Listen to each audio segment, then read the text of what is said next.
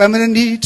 በመከራ በመታገስ እንሂድ ወንድሞች፣ በመከራ በመታገስ በዘመን የሚሰበክልን ወንጌል የተጣመመ ወንጌል ነው። መከራ የለሽ ወንጌል ነው የሚሰበክልን። ከምቾት ድሎት ነው ወንጌል የሚሰበክልን። መከራ የለሽ ክርስትና የለም። መከራ የለሽ ወንጌል የለም። እዚህ ወንጌል የደረሰው ብዙዎች ነፍሳቸውን ስለሰጡ እጃችን ላይ ያለው መጽሐፍ ቅዱስ በደም የተለወሰ መጽሐፍ ቅዱስ ነው። ወንድሞች ናቶች መከራ ለመክፈል ፈቃደኞች ነው ወይ?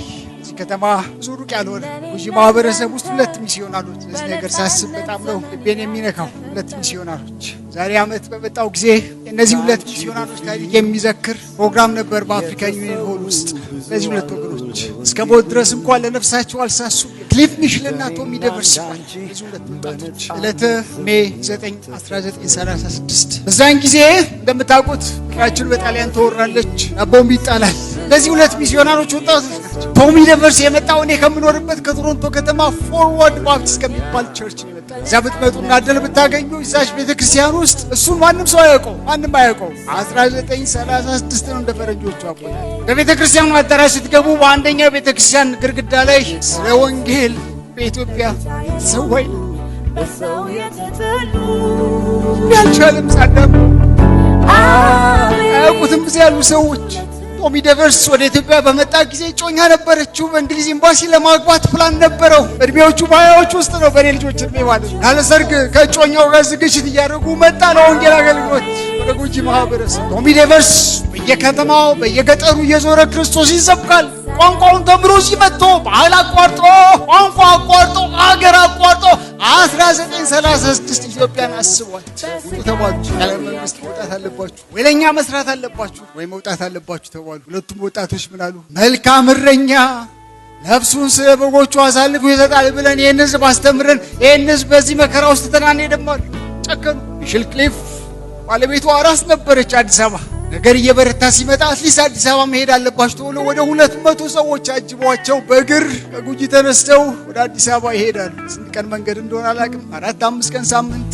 በዚህ መካከል ሜይ 9 1936 ላይ ሽፍቶች መጡና ብዙ ሰዎችን ገደሉ። በዛን ቀን በጦር ተጨቅጭቀው ከሞቱት ሰዎች መካከል እነዚህ 2 ወጣቶች የኔ የሚሉት የሌላቸው ለሩት ለኔ ማያው ዋጋ እንከፍላለን ማለት እንችላለን ወንድሞች።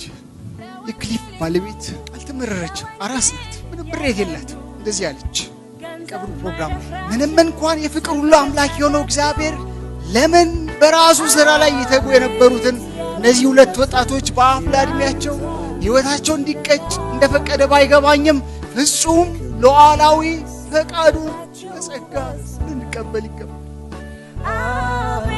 ከራን ማይቀበል ምክንያቱም የሚሰበክልን ኢየሱስ ቪዛ ኦፊሰር ነው። የሚሰበክልን ኢየሱስ ወደ አሜሪካ የሚያሻግር ነው። የሚሰበክልን ኢየሱስ ቤት የሚሰራልን ነው። የሚሰበክልን ኢየሱስ ቤት የሚገዛልን ነው። ኢየሱስ ይህ አይደለም ወንድሞች።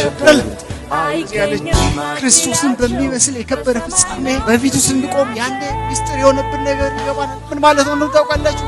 እድሜ ልኬን ማላስታርቀው ችግር እግዚአብሔር ለምን ወሰደው መልስ የለኝም።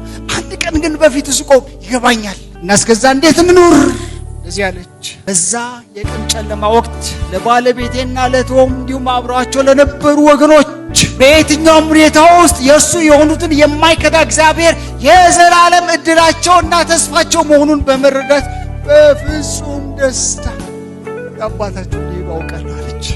በጦር የተጨቀጨቀ የባሏን ሬሳ እያየች የምትናገር ወንድሞች። ከነዛ መካከል የተረፈው ሰው አንደኛው አለን ስሚዝ ይባላል። ወንጌላዊ ነበር። እሱ ጉጂ ማህበረሰብ ውስጥ ተረፈ። ሳምሃው ያዕቆብ አንገቱ በሰይፍ ተሰየፈ፣ እግዚአብሔር ጴጥሮስን አተረፈው። አለንም እንደዛ ነው የሚለው። አለን ስሚዝ እንዴት የተረፍከው?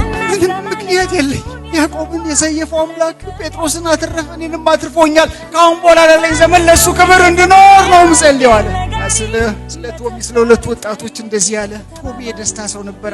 የእግዚአብሔርን ወሰን የለሽ ፍቅር እና በክርስቶስ የተገለጠውን የኃጢአት ይቅርታና ድህነት ለመመስከር ሌሊትና ቀን የሚተጋ ነበር።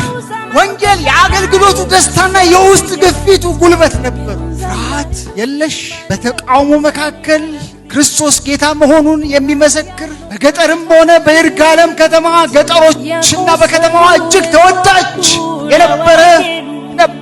እነዚህ ወንድሞች በታረደው በግ ክብርና ግርማዊ ውበት ውስጥ አሉ። እነሱን ማጣት ትልቅ ስብራትና የውስጥ ቁስል አምጥቶብኛል።